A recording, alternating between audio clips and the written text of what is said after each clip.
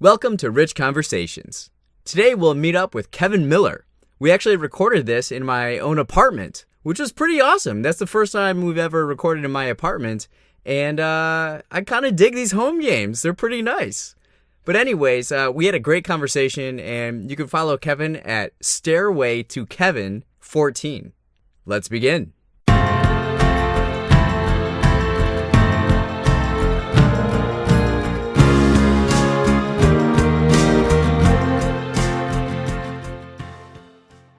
All right. So I have Kevin here. Hey, Rich. So how long have you lived in Chicago? I just had my 5th anniversary of This living is in perfect, Chicago. then. Yeah, so it was, I moved to Chicago like the week before the 4th of July in 2014. Okay. So, okay. yeah, I just squeaked by on your requirements of living in the Yes, it city has to for be 5 years. So what neighborhood are you in? Funny you should ask. My girlfriend and I just moved this last weekend up to Andersonville. Okay. Previously lived in the West Loop, if you want to call it that, near West Side, West Loop, really near Whitney Young High School. What is that, like Jackson and Ashland? Yeah, Around we there? were Adams and Ashland, so right there. And then we just moved up to Andersonville. So, you caught me at an interesting time. I know a little bit about it. I know that it has a Swedish heritage to it. Mm-hmm. There's the water tower with the flag of Sweden, and then there's the Swedish American History Museum. There's a lot of good, like on Clark around Foster, there's a lot of cute shops and restaurants and stuff. So, the big cemetery's up there too. Oh yeah. Yeah, which Hot is destination. Yeah, it's so hot. Great for dates. That's a cute area. I like. It's kind of like this. If a neighborhood could be like a hidden gem, I feel like it's like sneaky great. Yeah. Not that I'm an authority on neighborhoods or anything, but I knew nothing about it, and then we went to a condo showing. Okay. And we were like, yeah, we really like this place. And then we walked down to Clark and walked around. It actually, funny enough, reminds me a lot of Milwaukee. That on Clark, okay. that strip, like if you go north on Foster, it reminds me a lot of Milwaukee. Interesting. Not Milwaukee Avenue, Milwaukee, Wisconsin. Yeah. Over on like the east side of Milwaukee towards the lake, like Farwell and I don't know Brady Milwaukee Street. too much Yeah. actually, because I left Wisconsin when I was 18. So I'm the same way with St. Louis too. Okay. People are like, Yeah. "I'm going to St. Louis this weekend. Where should I go?" I'm like, I don't know. I know a few places in Miller Park? Kirkwood, Missouri. So what was like the West Loop, like that area that you were in? What's that like? It's interesting. So we're really close to the United Center. So it would be busy. Like when there were people around, it meant that there was something going on at the United Center. Oh, okay. Or that Kind of like Wrigleyville up here, right? maybe, yeah. So we're right on we were right on the east side of Ashland. So everything that happened, not a lot happened to the west of us, and because just to the west of us was like the United Center, and there were neighborhoods, but then it was like the medical district to the southwest, and south of sure. us was 290. Yeah. So we were in this pocket where like I didn't see a lot of people, which was a bummer for me personally. Was it pretty residential or commercial or Very residential. Okay.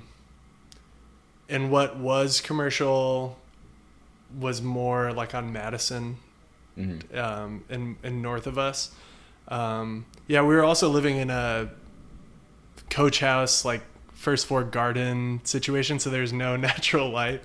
And like I was so appreciative of the situation. I was living behind my friend's parents, and they were awesome, just lovely people. Mm-hmm. But now we're on the 3rd floor. We have a lot of sunlight. Like for mental health reasons, it was a big upgrade. But I really liked the West Loop. I liked the area that we were in. it was just time for a change. So if you have an open Saturday, how would you choose to spend it? Yeah, so I have two answers. It kind of depends. Okay. And I think you'll like this answer. I think you're similar to me. Like some days you wake up and you're like, this is a day that like we're going. Like we're doing this. And on those days, if the weather's nice, I'm a sweater. I'm someone who sweats a lot. But if it's like, let's say between 57 degrees and 79 degrees, okay, and it's a Saturday and it's really nice out, it's like, we're going to Ukrainian Village and we're going to hit up some of the outdoor bars, some of the dive bars, and just make a day of it and see who's up. And there's nothing like the synergy of, I don't want to sound like such a bro or whatever, but there's nothing like the synergy of calling up a few friends on a, Saturday around noon and everyone's down to get a few drinks in on a beautiful day and sit on a porch or something. So that's one of them.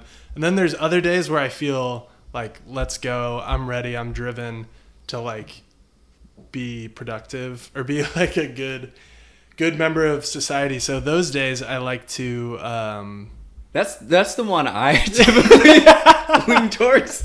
Sure. So on those days, and this is gonna maybe sound old man of me, but like I want to wake up at 6:30 or 7.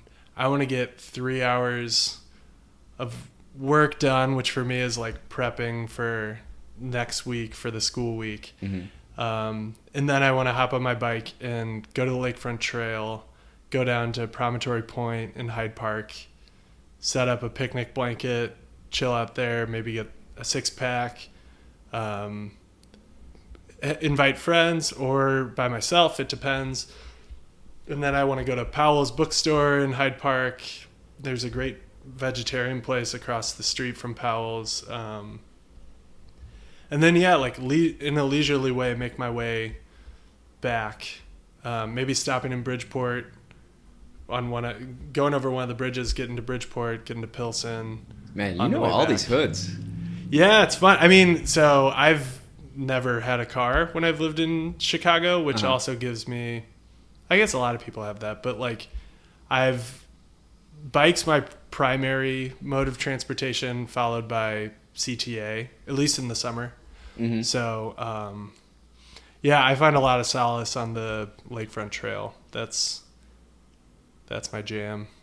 When you think of Chicago, what colors do you imagine first? I had to think a lot about this one. But then when I thought of it, it was pretty easy. So this, I'm actually not following the rules of the question. I'm actually thinking it's black and white. And I mean, black and white? I really? Mean, and this is not a racial thing. I'm talking about like black and white, like film, like a movie in black and white. So I'm going to give a really quick version of a long story that has a lot to do with like how I was raised. So I'm from St. Louis, and my dad is a big music fan. And right around the time I was born, I think I'm the third of 3 kids. I think he was having a midlife crisis or whatever that is. He was in his mid-30s, and at that time it's like us when we're 50. So he was always into music, and there was this band from just across the Mississippi River, called Uncle Tupelo, and they were playing all the time in St. Louis. And my dad, his younger brother, my Uncle Ricky, would always like tell him like, you gotta see this band Uncle Tupelo, they're great, like let's go watch them. They played at this place called Cicero's and a place called Mississippi Nights in St. Louis, and finally my dad went. So Uncle Tupelo, broke up, and they split into 2 bands. One of them was called Sunvolt, and they stayed around St. Louis. And then the other band moved to Chicago, and they became Wilco.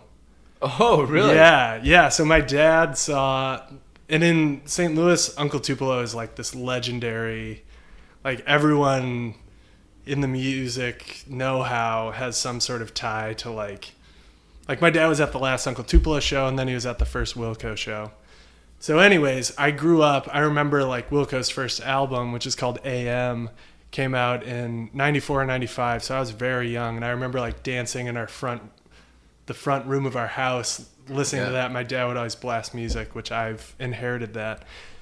Long story short, I was probably in middle school, and my mom got my dad a gift. It was this Wilco documentary called I'm Trying to Break Your Heart.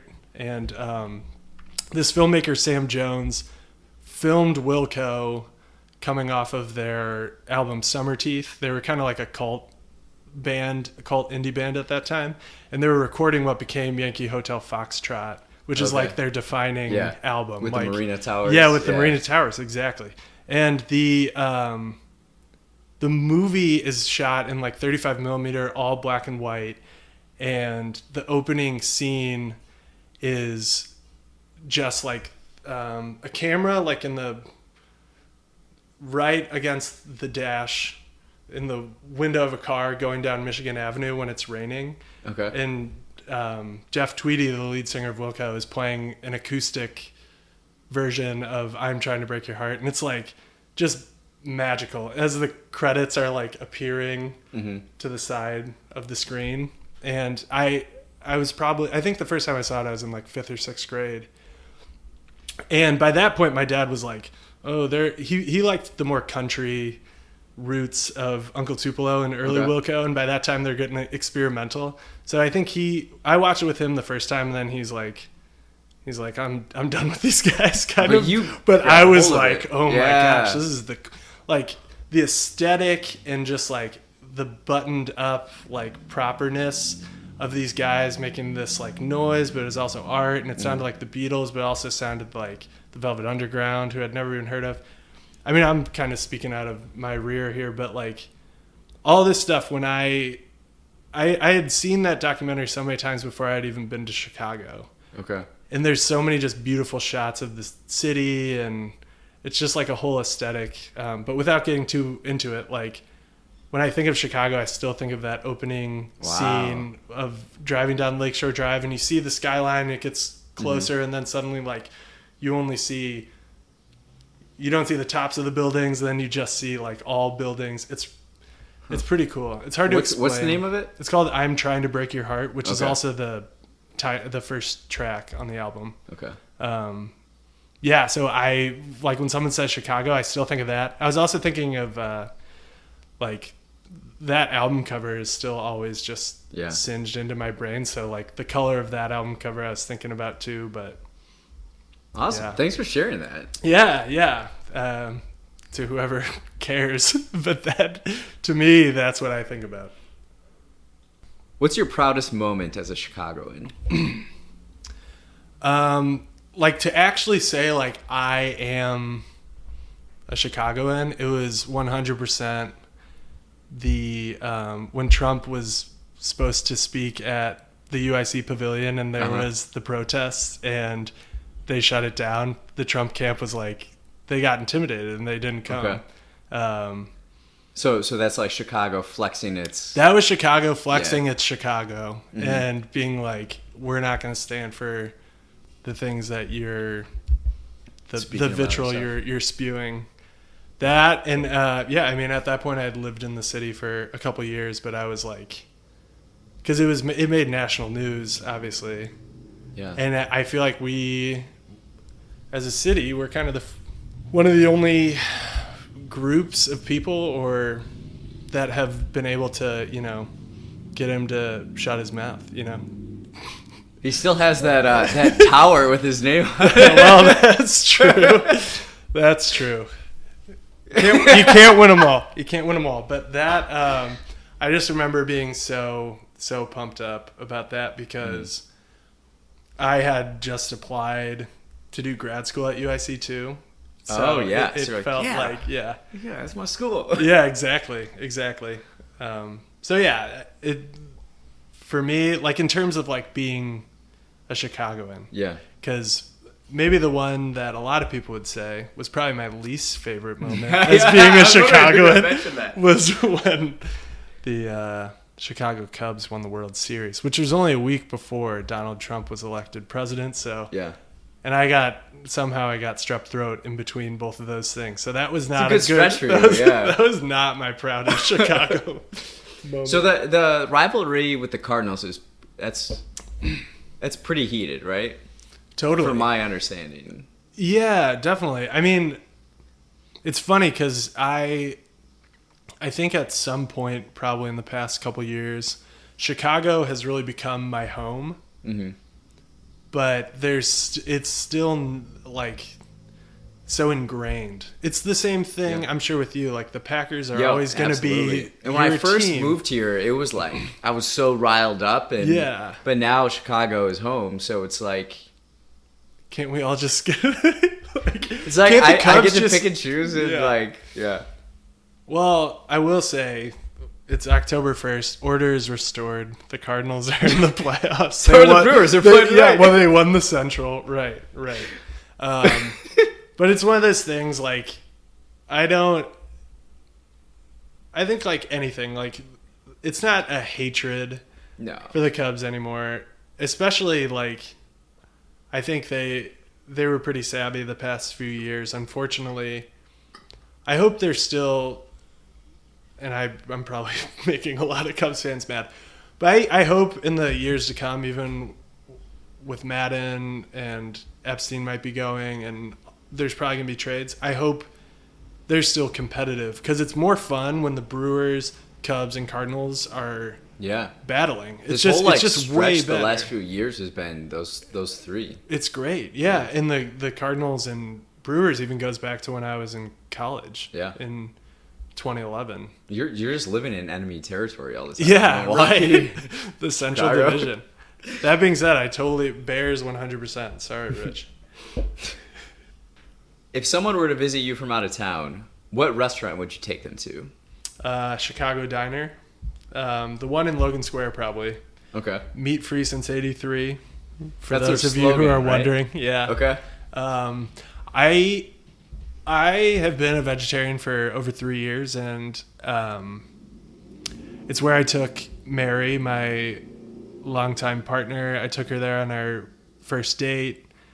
It's a special place. I knew it was, and she's a vegetarian too, and I knew it was good, but I knew it passed the test when I took my parents there, and my dad ordered the Reuben. Okay. And he was like raving about it. I mean, he's a very Midwestern, baby boomer, likes his meat, likes grilling, sure. But he was into it. So that made me happy. That got my seal of approval.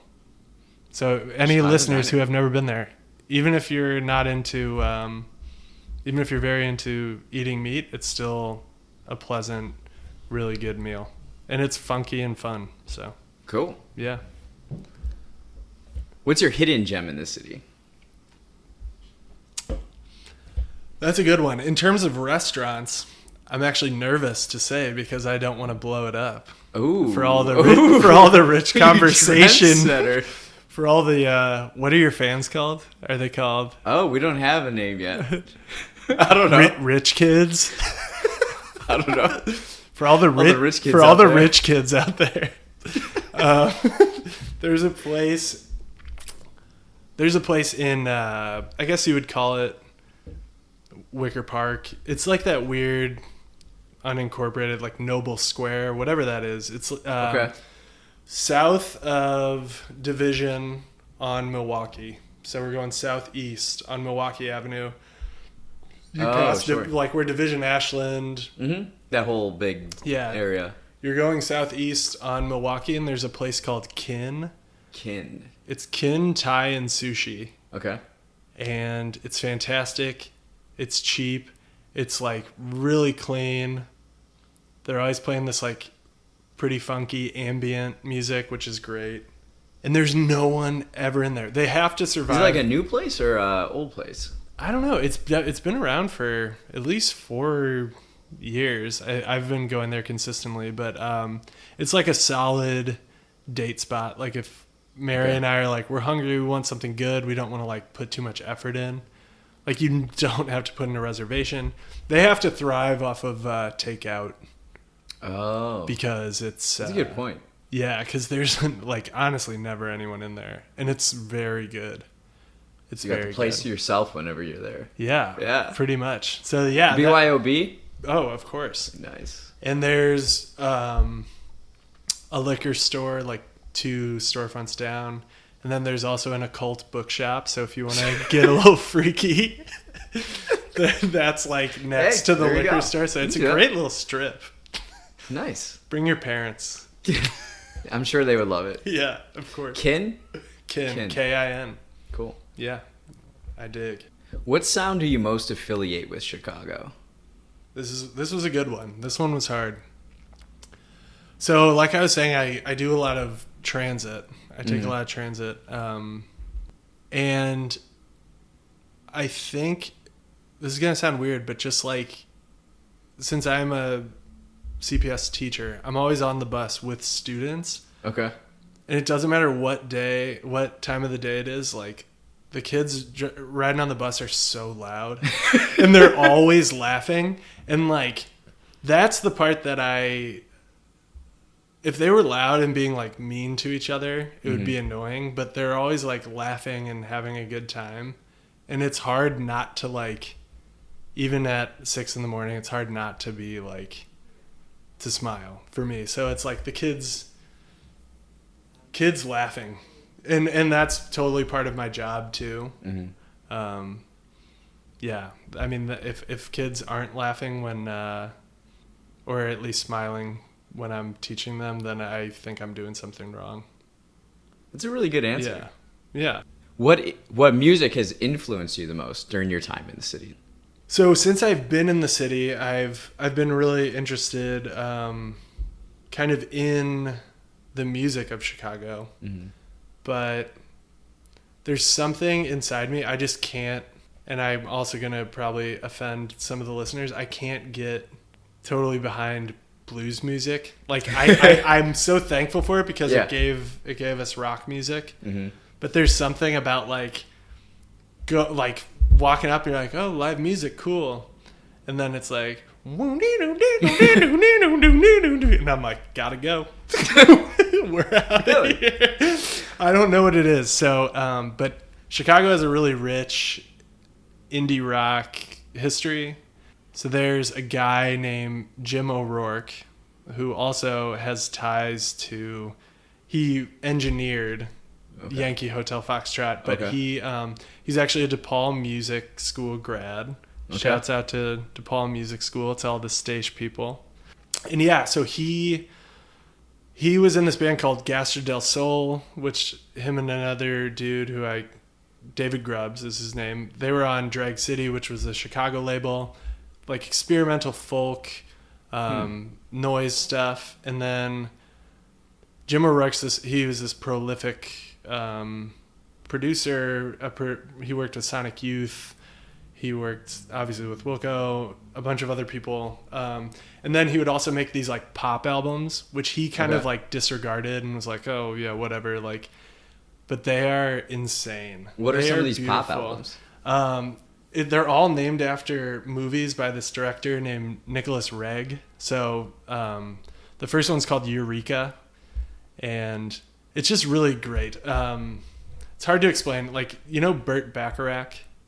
You've heard that? Yeah, like, raindrops keep falling on my What is it? Butch Cassidy and the Sundance Kid? Exactly. And he also sang like, that guy has love. Like, it's like really loungy music. Okay. And Jim O'Rourke has a great way of like taking that and putting this lush production and instrumentation on top of it, and then he rocks out too. So there's Eureka, Insignificance, Bad Timing, which is just him and an acoustic guitar doing this really intricate finger picking. Okay.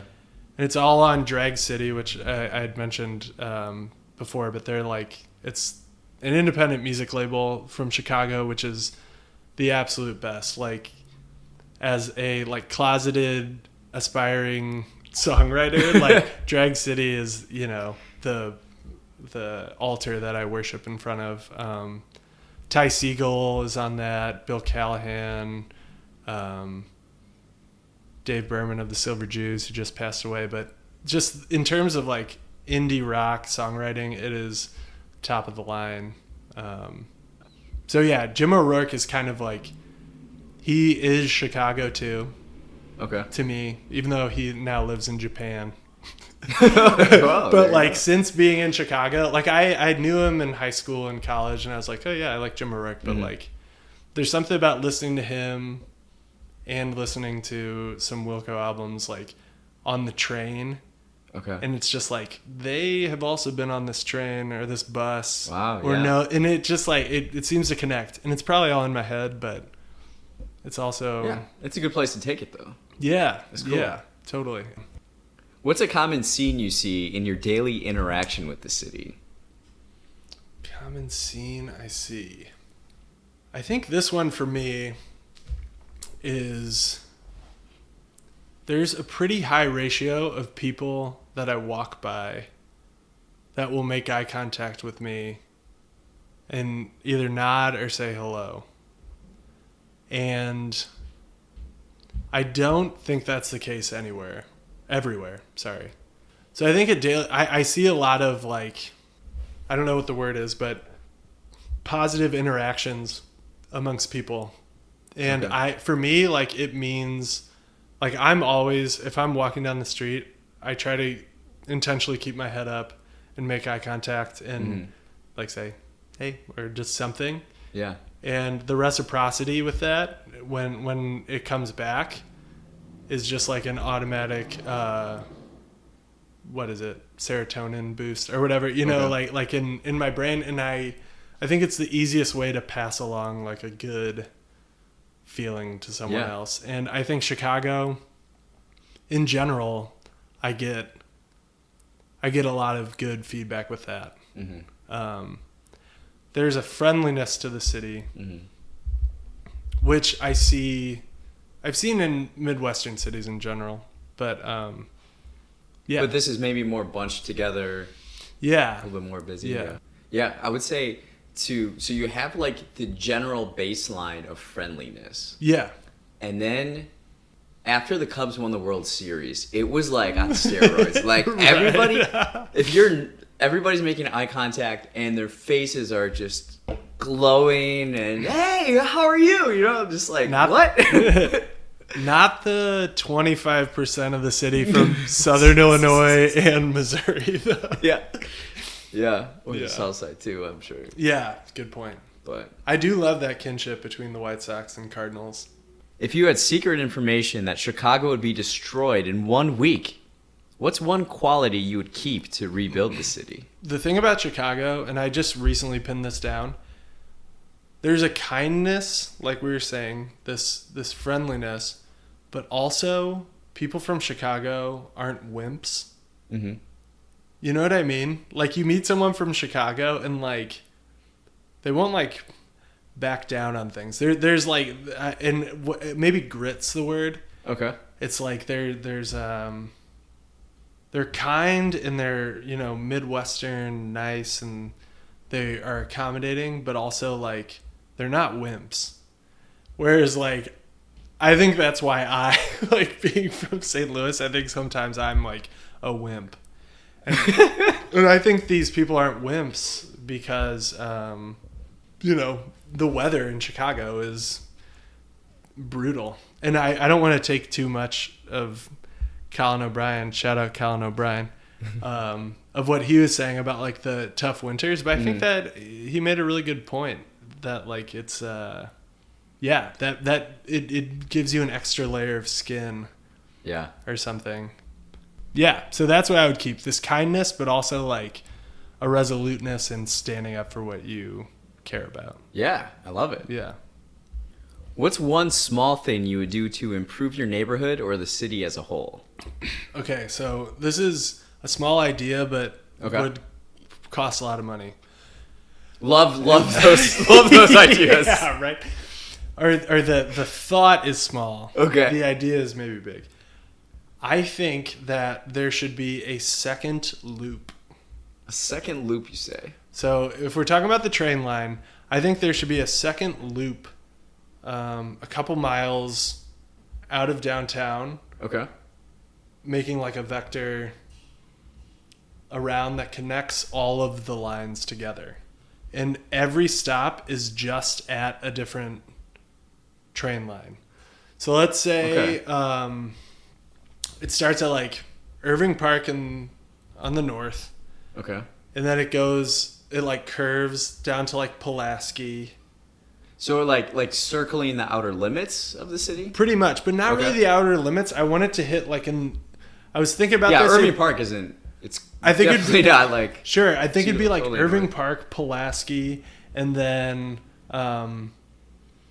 like the Garfield stop on the green and red lines. Down by Hyde Park, so it connects all of the trains, but it only stops at train stations. At already established train stations. So it would just be tracks connecting all of them. So like say here, we're by Irving Park Brown Line. So you would have it go west on Irving Park and connect to Pulaski.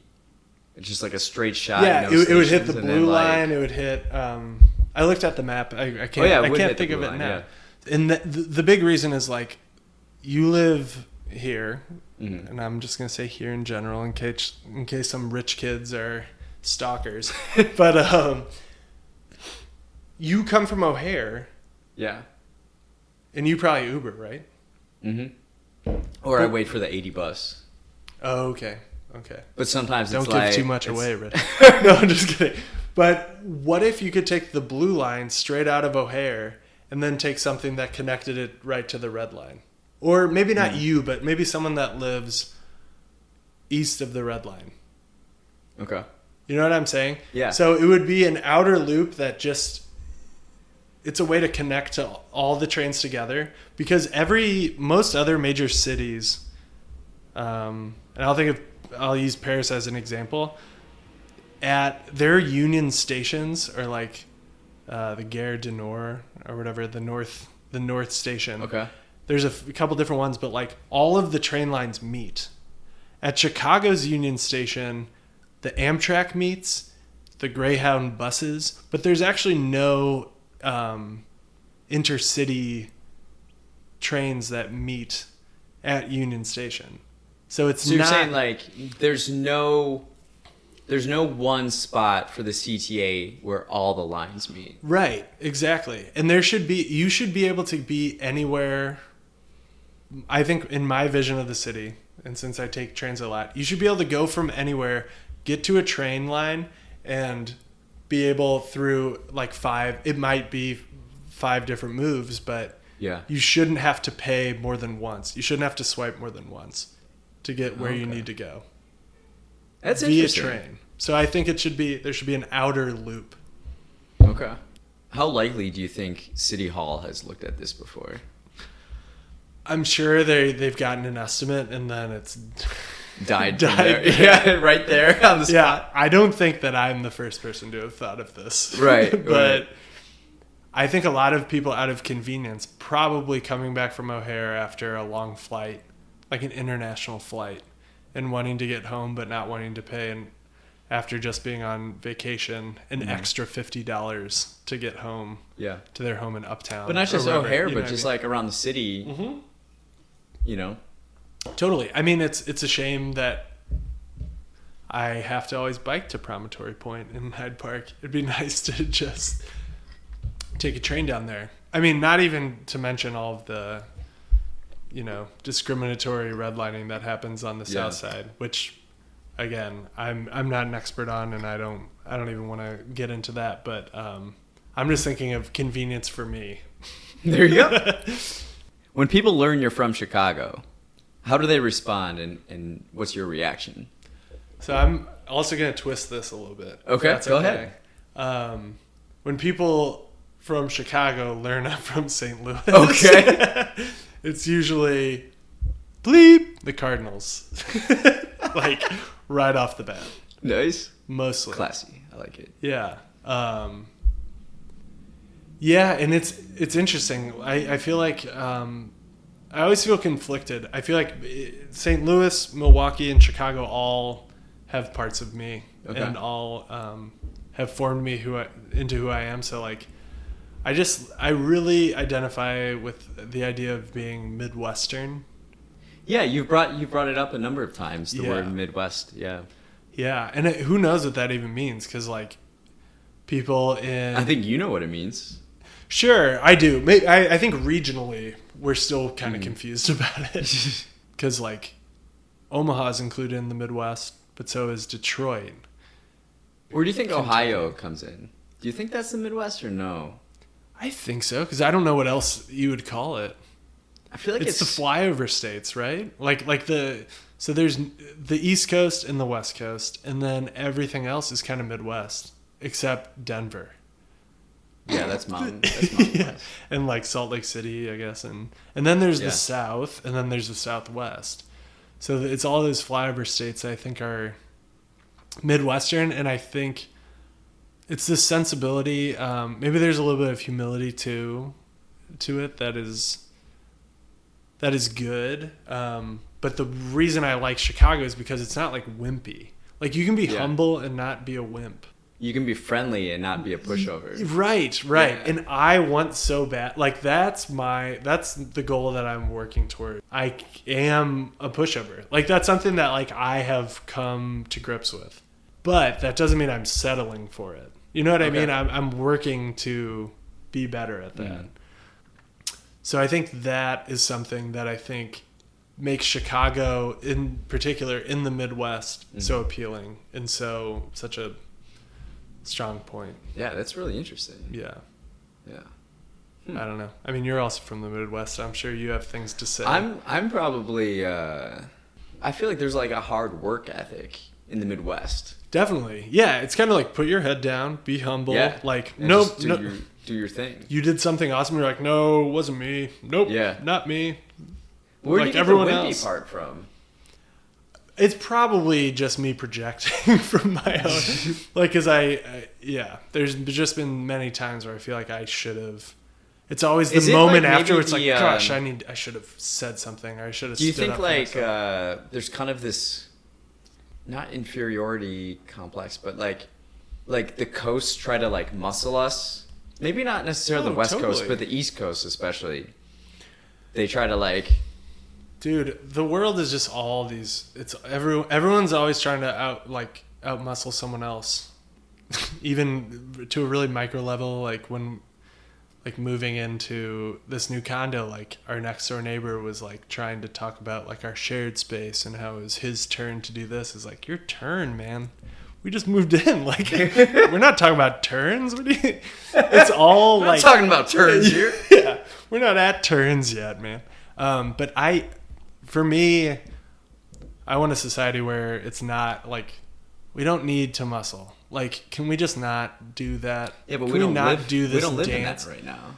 For sure, but if I can do my part, especially as like a over 6 foot white man, usually with a beard, with a master's degree, if I can be like, I'm not gonna play the muscle game. Yeah. But like that broy, just like I'm going to be judged and rated by my physical maleness and dominance. Like, and everyone's like, people are probably like, oh, this beta male. It's like, whatever. The world functions better and individually, like human beings, mentally and physically are better when there's not these not threatening presences. You know what I mean? Like, that's why I consider myself like a pacifist. Like, let's just, we can be peaceful and still get things done. Well, what you're talking about does not get discussed the way, like, with feminism, the discussion of, like, women aren't just sexual objects. They're not just pretty things. Like, they're intelligent and it's 100%. Kind of the same discussion on the other end, but it's just never talked about with masculinity in a way. Yeah. Men aren't just brutes. They're not just... We're told to suppress our emotions. We're taught that. In the movies, all the images we're seeing are like these big dudes and just like tough and like don't show emotion. It's like the opposite end of like feminism in a way. Right? I mean, I think these are two dudes speaking that have sisters, strong sisters, right? I know you do, and I do too. I have 2 older sisters who are strong, awesome women who taught me pretty much everything I know. And same with my mom, who's great. And not shout out Mills, my dad, also great. But like, I just think that you're absolutely right. Like we do play into roles that are handed to us, and I don't think we have to. It's similar to what we had discussed, not to give any spoilers, about your new book, which is coming. Yeah. I don't want to say too much, but just the idea that like simplify it. Like simplify everything that seems overwhelming and crazy. Why not just get it down to its most basic parts? And what makes you happy as a person, what individually motivates you. Chances are when people start following that muse, they're going to drop some of the other I think some of the scripts too is, like with men are so afraid to step out of that role because with guys like you're totally, but I think it could cost you your job sometimes in certain fields. Not in education. Not as an elementary school teacher. But I think with confidence in yourself comes like, I don't have to live that role. 100%. I can just live the role I'm doing. 100%. And that's the goal. That's the goal that we work toward, at least. But everything else gets in the way. When you feel overwhelmed or need a mental escape, but you can't leave the city, where do you go to clear your mind? This is one of my favorite questions, honestly, because I think after the past year, I was in grad school for the past 2 years, working full time, balancing a lot of things, and I needed some mental clarity. Mm-hmm. And I would always think, oh, what's my favorite Saturday thing? Like, let's take a bike ride on the Lakefront Trail and come back. It's like, that anxiety, that stress is still there. All right, well, I'm going to go to Ukrainian Village and I'm going to go to all these dive bars. I come back, wake up the next morning, that stress is there, way worse. Mm-hmm. I try to do all these things. I think, like, I'm going to go to this place and I'm going to find relief, and then it's going to be better. But after a lot of searching and a lot of reading and talking to a lot of people that I admire and who I trust, I've found that when I do need the escape, the answer is there the whole time. And it's in you. It's in me. Yeah. And not to get too, woo-woo or hippy-dippy or whatever, but like mindfulness meditation has been infinitely helpful for me. Like, I don't know any other way to put it. When things are, when it's panic level, can't escape, there's nothing like finding the anchor in yourself. Without belaboring the point too much, anyone who's interested, mindfulness meditation is as simple as sitting down, becoming still, following your breath, and that is your sole focus, is following your breath in through your nose, out through your mouth. In through your nose, out through your mouth.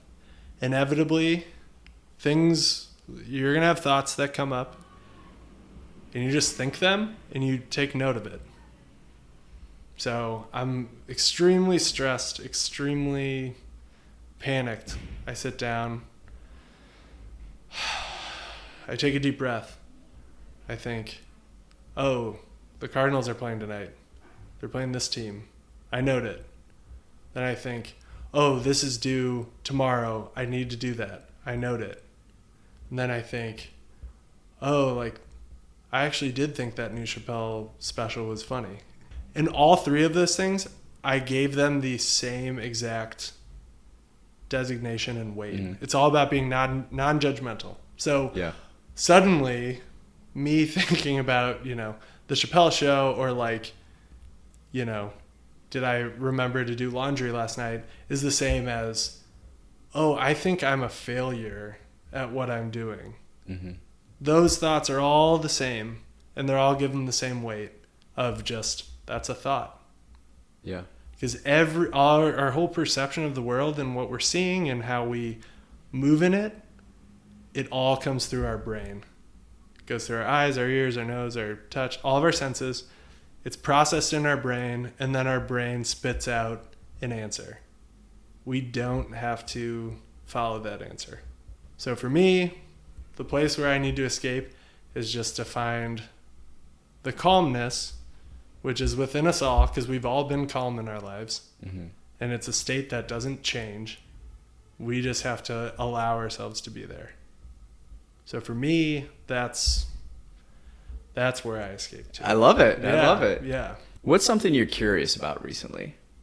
I think going off mindfulness is definitely something. There's a few authors that I've been really into mm-hmm. who have kind of taken Eastern philosophy, Buddhism, and written it for a Western audience. And John Kabat-Zinn is one of the guys that has been immensely helpful for me. He has a book called Full Catastrophe Living, which he talks about. He started a clinic at UMass that helps people. It's like a pain clinic, and people come in and basically are just taught meditation and yoga in addition to their pharmaceutical regimen. Mm-hmm. And the results are pretty insane, and they've been tested and retested, and it's all mindset. Like, it really, that's everything in the world.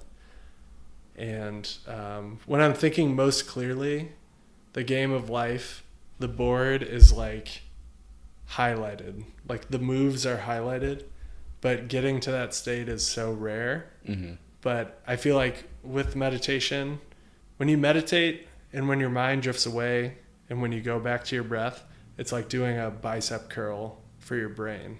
Whoa. Yeah. Yeah. Heavy. Whoa. So my brain is still like flimsy and it doesn't have great muscle. But I mean, that's the whole idea. Like, you can be in pain, but that doesn't mean you have to like react to it. And that's the whole idea. Because the Buddha himself he said, like, the idea of Buddhism is like the end of suffering. Mm-hmm. And the idea of like anxiety, the anxiety is not the stress you're under. The anxiety comes from the idea that you're never going to get out from under that stress. It's a really good point. Yeah. The anxiety is like, and that's suffering. Mm-hmm. Suffering is being eternally in pain or eternally sad or any of that. And that's what anxiety is. It's your brain telling you, like, get out of this because you're going to be like this forever. Mm-hmm. And it's going to be awful. But if you just tell yourself, that's just a thought. You know what I mean? Because it is. It's the same thought that's like, oh, I'm hungry. Yeah. On a related note, within the past 5 years of living here, what personal realization has improved your outlook on life the most? Yeah. I mean, I don't want to make this sound like a culmination or anything, because it's always a work in progress, but it's just the idea of like everything in life, and it's, again, like you and I were talking about the idea that like they're cliches, but sometimes they're cliches for a reason. Like mm-hmm. everything that you get out of life, or that is something that you take with you, is something that you've put in an equal amount of work, maybe even more work. Mm-hmm. So I think the realization is, and we'll make this even more lighthearted, the best nights that I can remember in Chicago are with friends, but they're nights that we have meticulously planned. So like one night in particular that stands out is last December, a handful of my friends, maybe like 20 friends, we did this apartment crawl. Really? A couple weeks before Christmas, and we started in like North Logan Square, almost Avondale, and every apartment had an appetizer and a drink, and we were there for 45 minutes. Then we had 15 minutes to transition to the next apartment. Oh, wow. So then the next one was in like South Logan Square, North Humboldt Park. So we just walked that one. Then the one after that was in Ukrainian Village. So we took like the California bus there. And then we were there for an hour, and then we took the Chicago bus over to Westtown, and then we were, you know what I mean? And that's cool. It was really cool, yeah. So like one person did like Modelo's and tacos. Mike Hickey did like pizza and prosecco, and it was all kind of themed. And then Mary and I, our place was the second to last place, and we did cannolis and then Irish coffees. Okay. And then right next door to where we live, behind our friend's parents' house, there's this big house, 1520 West Jackson, shout out. And they kind of had like the ending place, and there was a bunch of food and stuff, and I don't really remember that that far. But it was just awesome. And the idea is like, the realization is, especially as you get older, it's not just all your friends live around and you're not like, you have to put in effort to get something out of it. And I think that's like a really positive example of that, but I think there's many examples of that in life. In almost every aspect of life. Like, you get in what you put out. What's something you dream of accomplishing within the next 5 years? This one's hard. I've never been a next like 5-year plan type person. Okay. Especially considering the fact where I am now compared to 5 years ago, where I just came to Chicago kind of on a whim. True. You know, I hope each day to get a little bit more realization and self-actualization in terms of understanding myself in as I function in the world, and coming to peace with that, and coming to peace with my eccentricity. What's the word I'm trying to say? My eccentric features and things that I don't necessarily like about myself or whatever, and just coming to peace. Growing every single day. Exactly. Yeah. Yeah. Totally. Well, that's awesome. Totally. Well, Kevin, that's all the time we have left. This has been Rich Conversations, WBEZ Chicago. Thanks, Rich. This is awesome. This is really fun. Thanks for listening to Rich Conversations. Again, you can follow Kevin at Stairway to Kevin 14. Have an awesome day.